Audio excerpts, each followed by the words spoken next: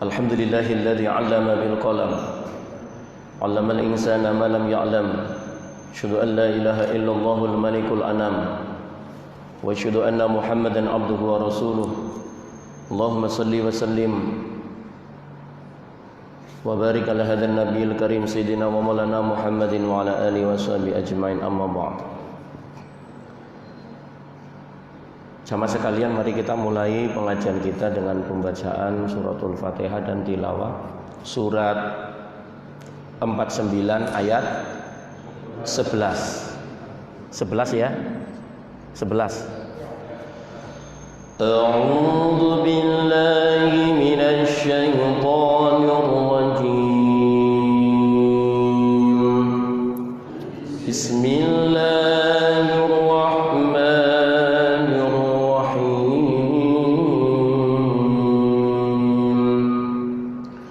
Alhamdulillahi rabbil alamin.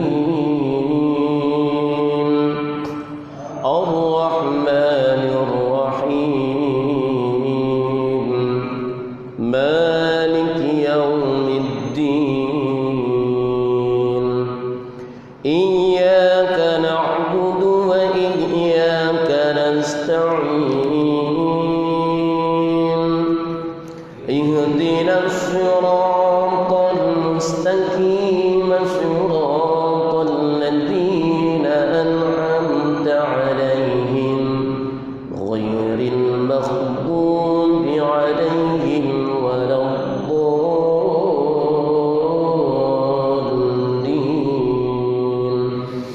Amin. A'udzu billahi minasy syaithanir rajim. Bismillahirrahmanirrahim. Ya ayyuhalladzina amanu la yaskhar qaumun min qaumin 'asa an yakunu 'asa Bismillahirrahmanirrahim.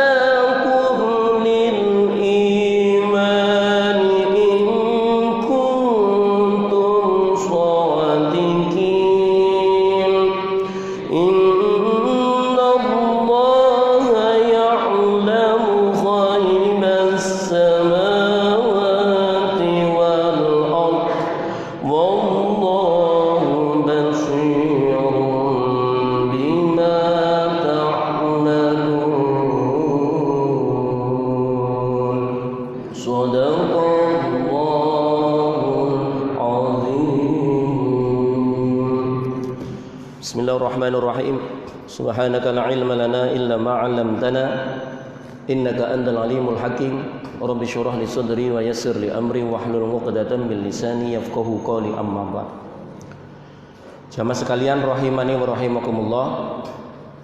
Pada malam hari ini kita kembali berjumpa dalam pengajian kitab Safinatun Najah.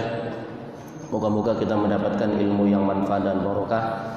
Pada malam hari ini kita akan atau memasuki tema materi faslun fi furudil ghusli. Bismillahirrahmanirrahim.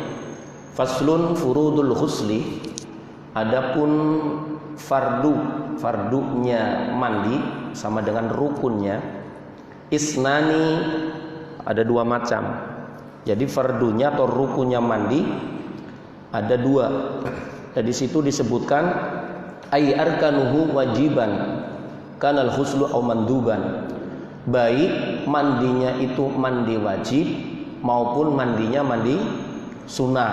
Karena mandi di dalam Islam itu kan ada beberapa macam, ada mandi wajib. Contoh mandi wajib itu mandi menghilangkan hadas besar, baik dari jinabah, dari haid, dari nifas, ataupun dari wiladah. Lah mandi sunnah seperti mandi orang yang hendak melaksanakan sholat Jum'ah ataupun yang lainnya. Isnani, ada dua. Al-awwalu an-niyah. Yang pertama itu adalah niat. Ka'an yanwil junuba, seperti orang berniat untuk menghilangkan hadas besar dari junub. Jadi niatnya umum. Pokoknya niatnya kalau bisa bahasa Arab nawaitul husla li raf'il hadasil akbari minal jinabati seumpamanya. Niat saya mandi wajib untuk menghilangkan hadas besar dari jinabah. Kalau seumpamanya nggak disebutkan jinabahnya atau haidnya atau nifasnya, umpamanya nawaitul husla li raf'il hadasil akbari lillahi ta'ala, itu cukup. Yang penting sudah ada kalimat husla li raf'il hadasil li raf'i hadasil akbari, sudah cukup itu. Dan itu tidak harus diucapkan, cukup di dalam hati. Dan kalau nggak bisa bahasa Arab, bisa dengan bahasa lain. Niat saya mandi wajib menghilangkan hadas besar dari jinabah. Bersamaan dengan apa? Nah, mandi wajib ini sama seperti kemarin kita bahas niat, bahwasanya dibarengkan wala buddha antakunan niyah muktaronatan bi awwali maksulin. Jadi dibarengkan dengan ketika kita membasuh anggota mandi. Sawaun kana min asfalil badani au Allahu awasfahu. Jadi baik ketika mandinya itu dari bawah, mandi dari bawah berarti dari kaki, maupun dari kepala, dari arah tingginya, dari arah kepalanya, ataupun dari tengah-tengahnya. Jadi seumpamanya orang mandi jinabah, dari kepalanya boleh, dari tengah badannya boleh, dari bawahnya boleh. Tapi utamanya urutannya dari atas. Nah, bersamaan dengan mengguyur ini, dalam hati niat saya mandi wajib menghilangkan hadas besar. Umpamanya dari jinabah, umpamanya kalau perempuan dari haid seumpamanya, ataupun dari nifas dan sebagainya. Nah, ini mandi. Kemudian yang kedua, wasani ta'mimul badani. Yang kedua itu adalah meratakan seluruh badan bil ma'i, dengan air. Mandi meratakan seluruh badan dengan air. Jadi mana yang termasuk badan yang wajib diiniin, ya ini yang kelihatan ini. Ini yang kelihatan secara dohir, termasuk di dalamnya adalah hidung. Nah, hidung juga termasuk dibasahin dalamnya. Kemudian anggota-anggota yang lain wajib diratakan.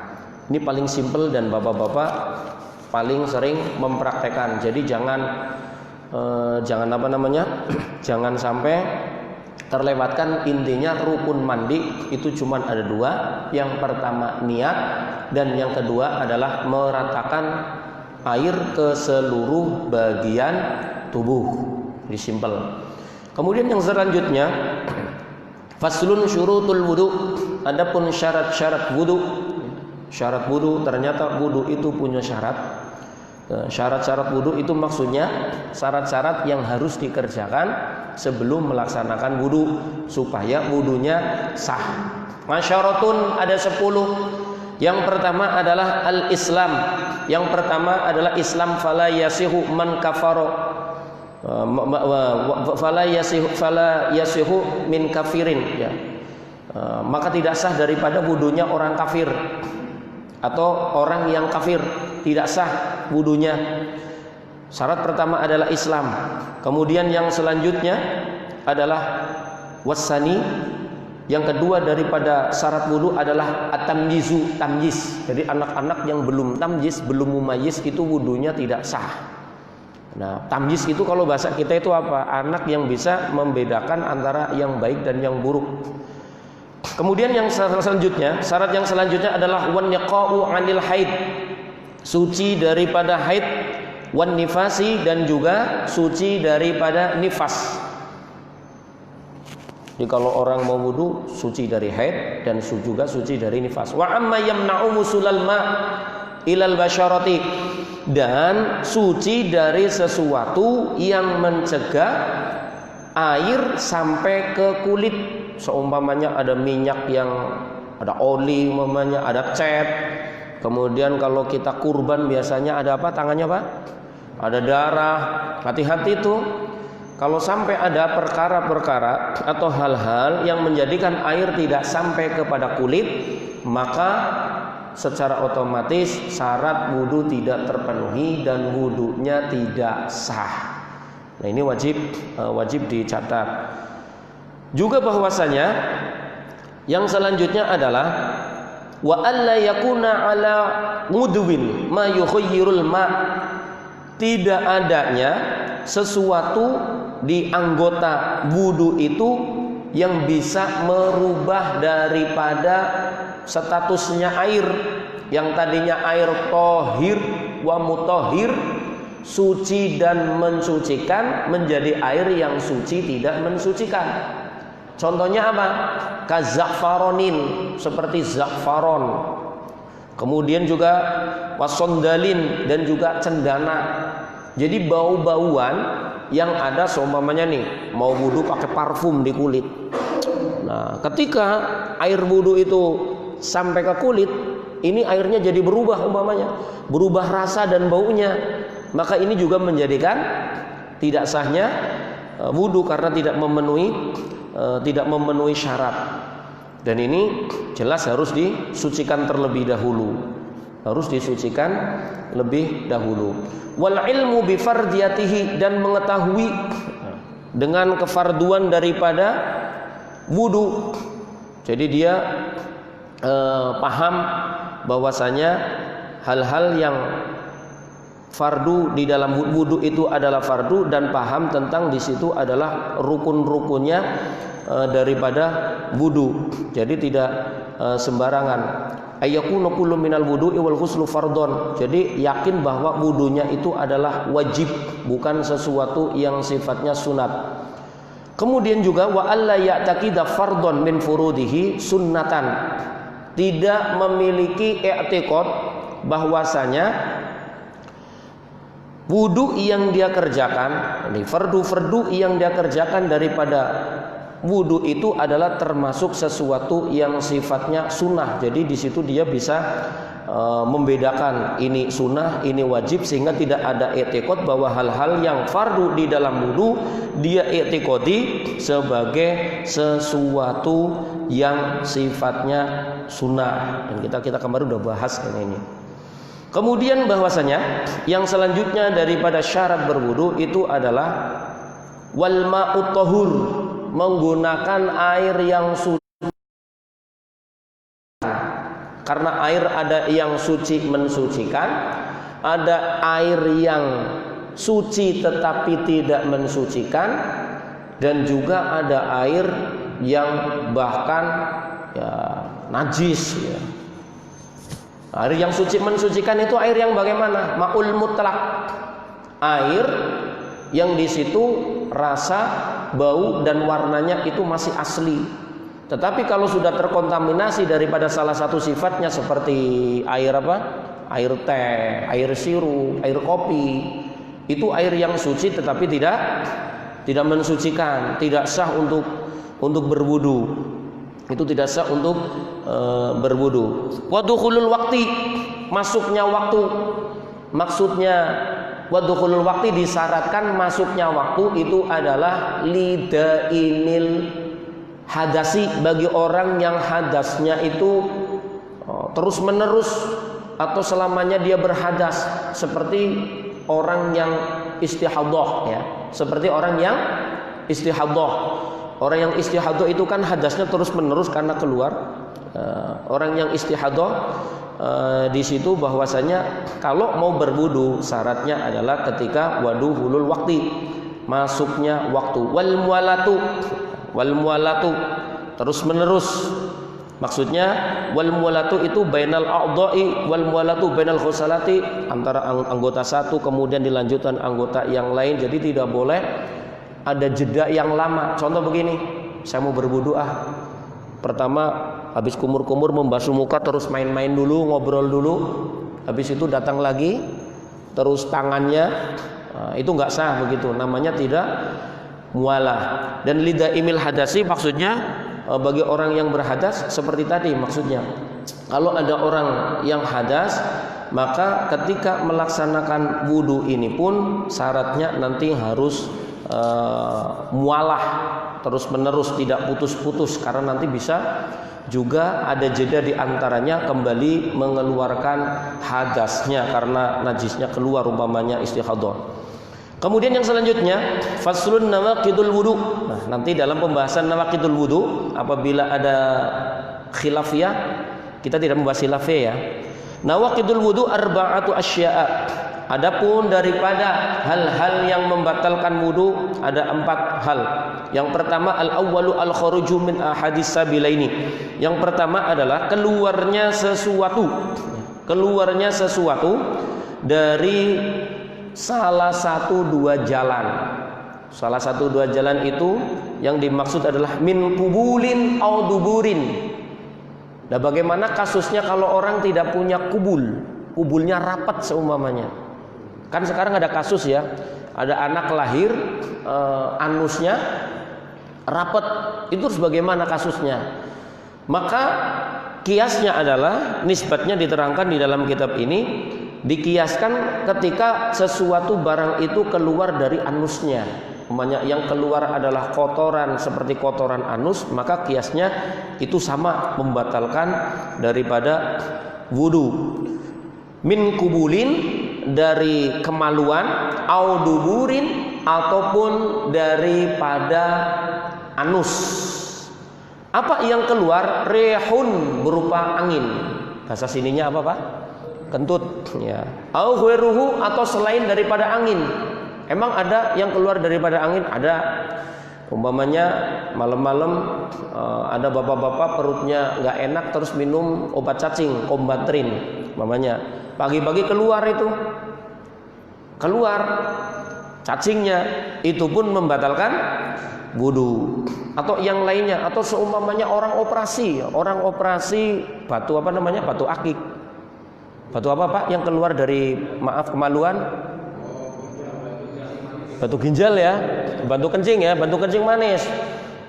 Terus keluar itu batunya, itu pun sama, nisbatnya adalah sama, itu membatalkan daripada wudu. Jadi apapun yang keluar min ahadis sabilaini, min kubulin au duburin, atau perkara, kalau di sini bahasanya sakebun, lubang, yang mana lubang tersebut adalah merupakan dari sesuatu ketika kubul atau dubur ini tersumbat, hanya berbentuk lubang seumpamanya. Anusnya nggak ada, tidak ada kubulnya. adanya cuma lubang saja, sakbun, maka tetap sama hukumnya, baik berupa angin ataupun selain daripada angin, dari kemaluan ataupun dari dubur. Tetapi ada pengecualian. Apa pengecualiannya? Illal maniyya, kecuali mani, kecuali sperma. Jadi mani, sperma itu tidak membatalkan wudu. Tapi kelihatannya jarang ya Pak, orang keluar sperma tidak ada pendahuluannya, itu jarang ya. Biasanya sebelum keluar sperma itu keluar apa dulu? Madi ya, madi aja dulu ya. Yang bening-bening itu, yang licin-licin itu, biasanya begitu. Maka itu yang najis, itu yang membatalkan wudu. Kalau maninya enggak, kalau maninya enggak, ilal maniya, kecuali daripada mani. Yang selanjutnya, zawadul aqli binaumin, hilangnya akal sebab tidur, au ghairihi, atau selain daripada tidur. Tapi diterangkan oleh musannaf, ai fi ghairil anbiya alaihimus salam, kecuali daripada tidurnya para nabi. Tidurnya nabi itu tidurnya selain daripada para nabi. Kenapa? Karena para nabi ini beda dengan kita. Maka diterangkan apa sih yang dinamakan dengan naum? Wa huwa rihun latifatun. Tidur itu adalah angin yang lembut, ta'ti min kibalid dimaghi. Jadi angin yang datang dari arah otak. Di sini diterangkan dari arah otak, yang kemudian angin tersebut akan menutup mata, jadi mengerah. Watasilu ilal qalbi, dan sampai kepada hati. Angin yang keluar dari otak kemudian menutup mata, kemudian sampai ke dalam hati. Maka ketika orang awam tidur itu matanya nutup, hatinya juga hilang kesadaran, udah. Itu orang awam. Tapi kalau Nabi enggak. Fa'ilam tasil ilaihi, dan apabila tidak nyampe ke dalam kolbu, ini seperti para nabi, maka yang terjadi itu apa? Kalau belum sampai kolbu dan bisa terjadi kepada kita, karena nu'asan, yang terjadi adalah ngantuk. Jadi ada angin yang lembut, ya, angin yang lembut, yang bertiup lembut, yang datang daripada arahnya otak ini, kemudian menutup mata sampai ke hati. Kalau nggak sampai hati, ini yang terjadi hanya ngantuk. Dikarenakan apa? Dikarenakan apa? Karena dia melemahkan daripada saraf-saraf sekitar otak. Ya, sekitar otak itu menjadi lemah. Dan itu juga dikarenakan penguapan yang terjadi daripada perut yang naik. Makanya biasanya orang kenyang itu ngantuk, karena ada penguapan ke sini, ke otak. Kalau dari otak ini anginnya sampai ke mata merem, kalau sampai hati udah geletak begitu. Sumbernya uap itu adalah daripada mi'dati, perut. Jadi kalau tidak ingin banyak tidur, harusnya perut kosong. Tapi jangan kosong banget, kalau kelaparan pingsan namanya. Maksudnya mi'dah itu biar apa namanya? Biar rihun latifatun itu tidak terlalu ini, jangan terlalu kenyang. Karena orang kenyang itu tadi nguap ke otak, dari otak bentuk angin ke mata. Kalau dalam hati, kalau masuk hati udah. Kalau Nabi enggak. Nabi enggak begitu. Karena apa? Hati para anbiya itu senantiasa terjaga berzikir. Jadi zawadul aqli binaumin au ghairihi, disebabkan hilangnya akal sebab daripada tidur, au ghairihi, atau selain daripada tidur. Contohnya apa? Contohnya ya orang mabok, terus orang gila, terus apa lagi? Pingsan, terus apa lagi? Kesurupan termasuk enggak? Kesurupan termasuk ya. Jadi kalau kesurupan wudunya batal ya. Batal ya. Tapi kalau kesurupannya setengah sadar, setengah enggak, hilang enggak akalnya, berarti itu hilang enggak akalnya? Ya embu, enggak pernah kesurupan saya. Ya. Kalau kesurupan ya hilang akal, zawalul akli. Pokoknya zawalul akli kalimatnya ya. Kalau akalnya hilang ya semuanya batal. Illan nauma qa'idin mumakkinin maq'adahu minal ardi, kecuali orang yang tidurnya itu duduk, yang duduknya itu enggak, ini tempat duduknya itu lurus di atas bumi. Jadi maq'adahu, tempat duduknya itu pas persis di bumi itu begini. Umpamanya dia bersila. Tapi ada syarat di sini. Ada syarat di sini. Syaratnya itu apa? Di dalam syarahnya diterangkan orang yang memakinin maq'adahu minal ardi itu satu, orangnya tidak terlalu gemuk, enggak gemuk banget, enggak kurus banget. Ada yang mensyaratkan begitu.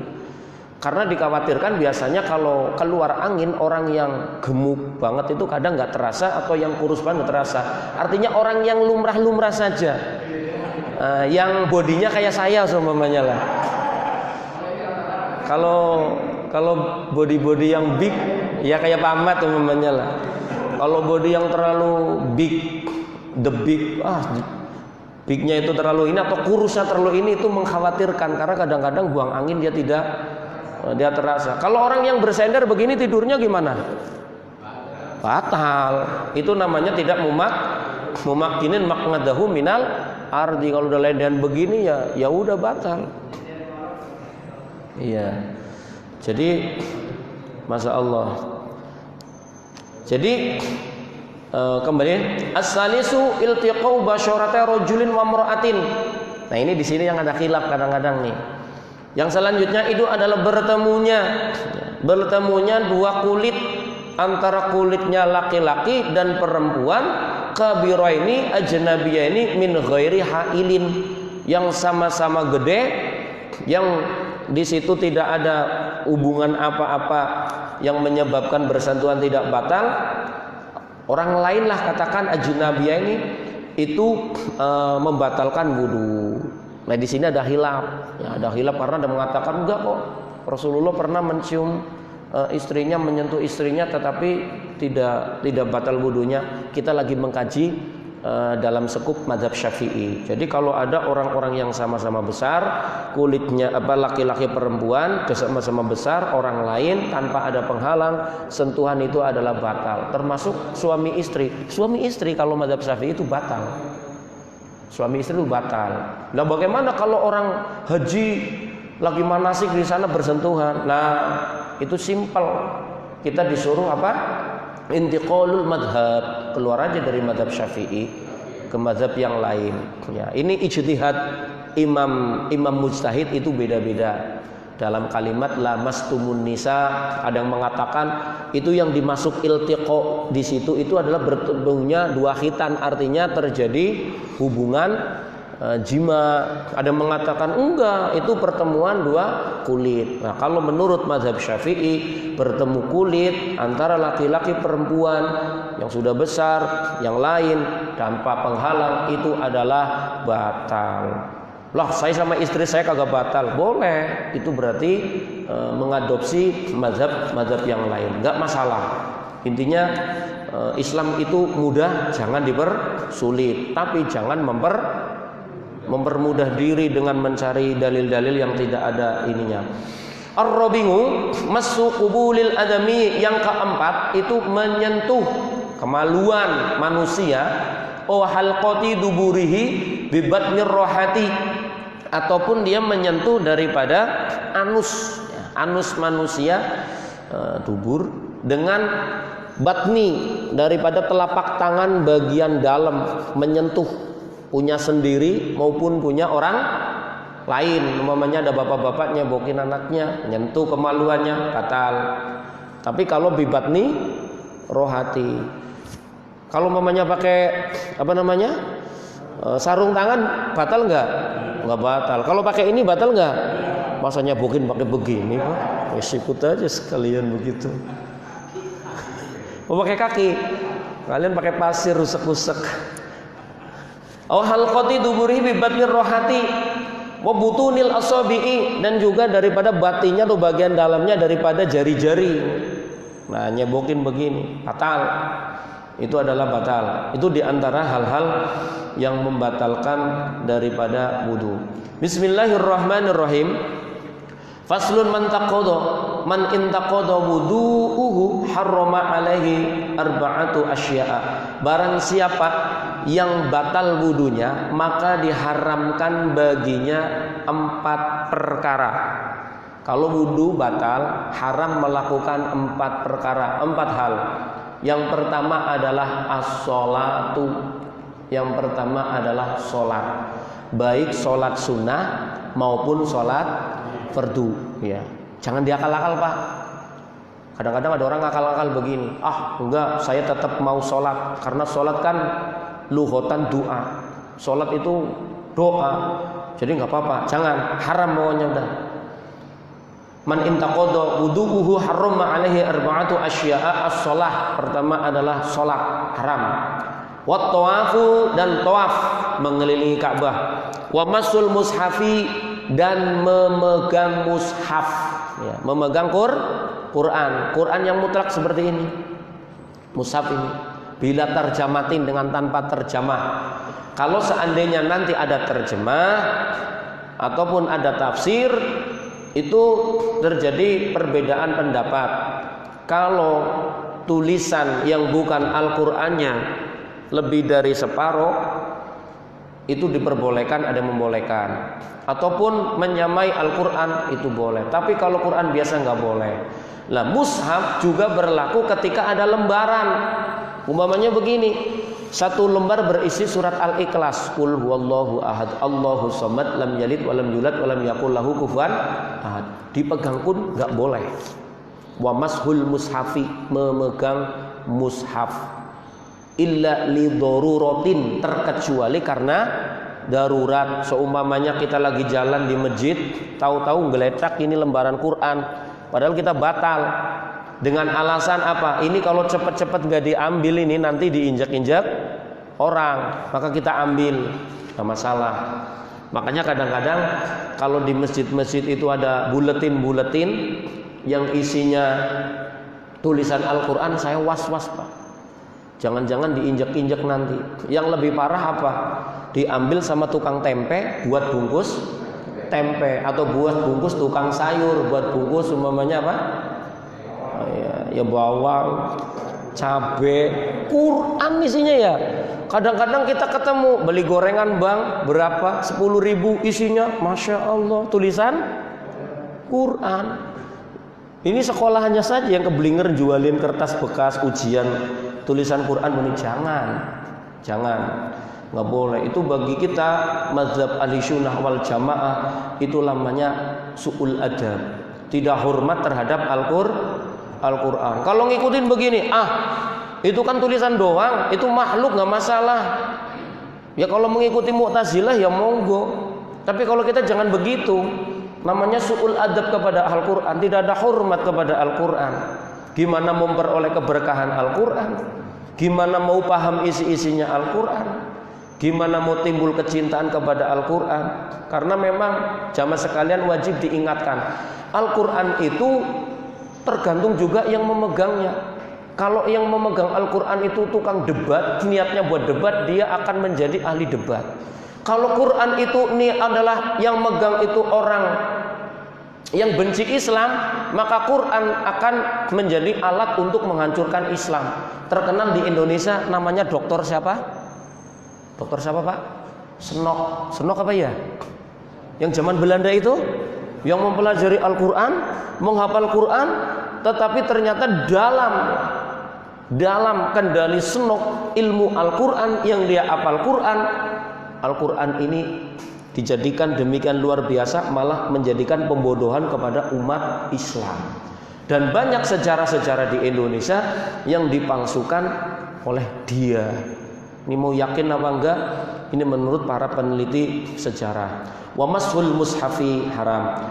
Wa hamluhu, dan juga tidak boleh membawa Al-Quran. Dibawa ini Quran padahal kita lagi batal. Jangan, kalau lagi apa namanya, nggak darurat jangan.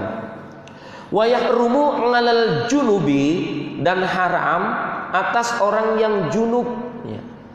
Sittatu asya'a, 6 hal. Yang pertama adalah as-sholatu, yang kedua adalah at-tawafu, tawaf, wa masul mushafi, memegang mushaf.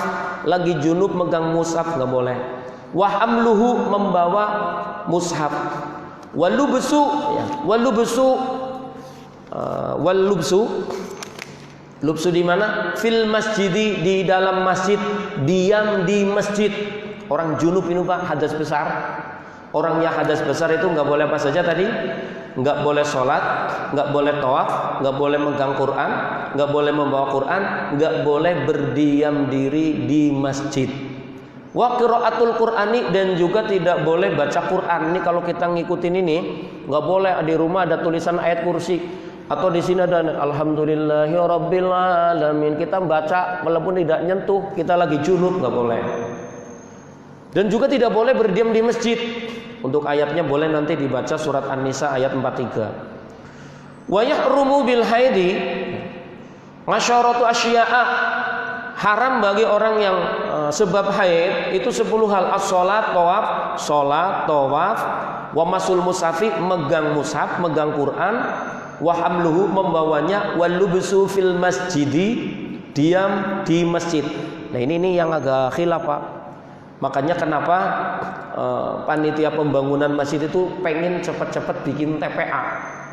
Kalau kita saklek mengambil pendapat imam arba'ah, Imam Malik, Imam Syafi'i, Imam Hanafi, terus Imam Ibnu Hambali, itu orang yang haid itu mutlak, itu haram berdiam diri di masjid.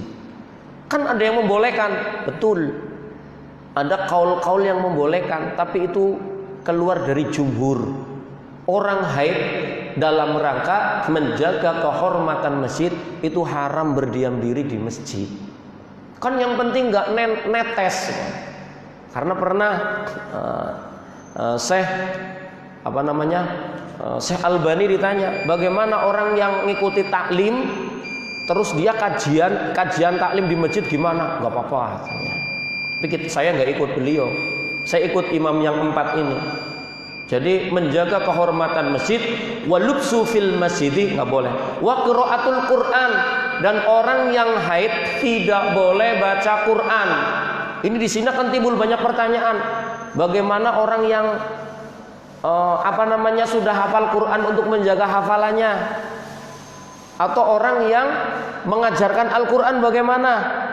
Nah, di sini saya tadi baru mutola'ah di dalam kitab Bughyatul Murtasyidin disebutkan bahwasanya diperbolehkan membaca Al-Quran dengan kondisi beberapa hal. Di antaranya pertama adalah membacanya ketika melafadzkan bacaan tersebut tidak niat membaca tetapi niatnya berdoa.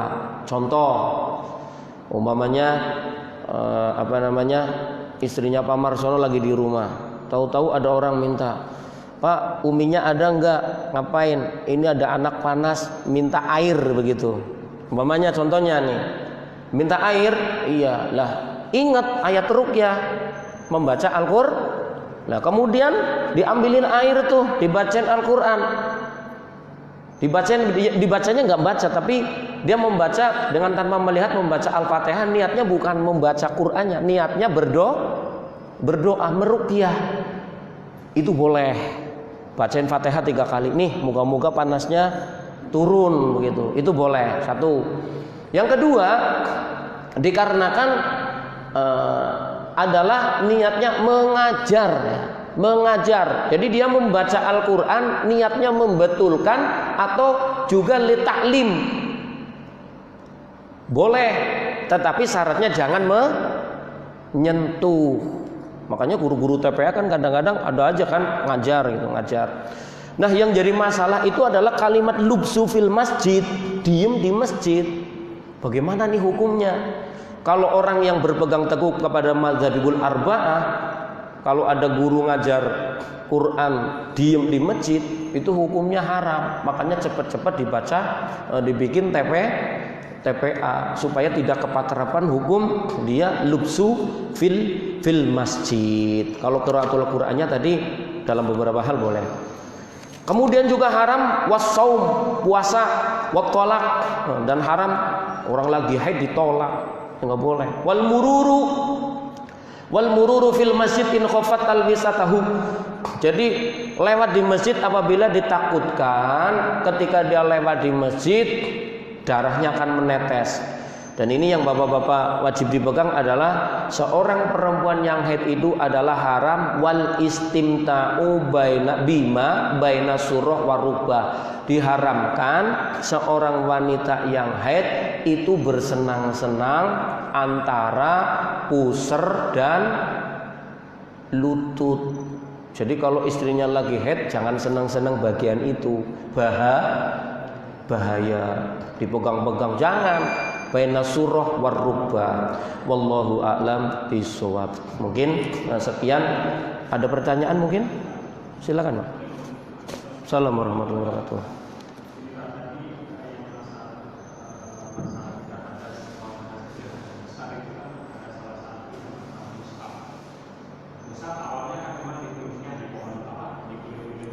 Lembaran-lembaran. Dan sekarang itu lebih canggih lagi dan ditulis dalam bentuk software. Apa itu juga termasuk? Saya pernah mendengarkan itu. Kalau andekan mushaf itu termasuk di dalam aplikasi gadget, ya, gadget kita, itu tergantung isi aplikasinya. Kalau ternyata yang dominan itu mushaf, bisa secara mutlak dihukumi itu handphone itu dihukumi mushaf kalau secara mutlak. Tetapi kalau lebih banyak item-item yang lain itu beda lagi. Nah, bagaimana hukumnya ketika yang keluar ternyata aplikasinya adalah tulisan Al-Quran? Apakah bisa dikiaskan? Bisa dikiaskan. Kita menyentuh umpamanya alat komunikasi itu yang tulisannya Al-Quran sama saja. Tetapi apakah alat tersebut dihukumi sebagai mushaf? Ini tergantung daripada isi. Kalau isi yang dominan, ya, dominan isinya mushaf semua, di situ tidak ada isi aplikasi-aplikasi yang lain isinya itu, ya itu bisa dihukumi sebagai mushaf. Makanya pesannya di situ, ya hati-hati bapak-bapak yang suka naruh aplikasi-aplikasi Quran apa, ya kalau bisa diimbangi yang lebih banyak daripada aplikasi yang lain. Seumpamanya Quran terjemah, di situ ada terjemahnya. Jadi nanti terlepas dari hukum bahwasanya kita menjadikan gadget kita, HP kita seumpamanya sebagai sesuatu yang dihukumi sebagai mushaf.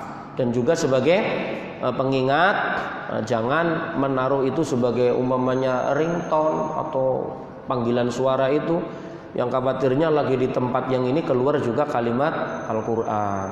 Termasuk adzan, kita lagi buang air di toilet, tahu-tahu di toilet dengar suara adzan, kan sedih ya Pak ya. Baru dengar suara toilet, suara adzan dari toilet. Di zaman modern ini tergantung orang yang megang. Sekali lagi Quran itu tergantung orang yang megang. Wallahu a'lam bishawab. Cukup bapak-bapak, terima kasih. Semoga menjadi ilmu yang manfaat dan barokah. Kita tutup dengan doa kafaratul majlis. Subhanakallahumma wa bihamdika, asyhadu an la ilaha illa anta, astaghfiruka wa atubu ilaik. Walhamdulillahirabbil alamin. Assalamualaikum warahmatullahi wabarakatuh.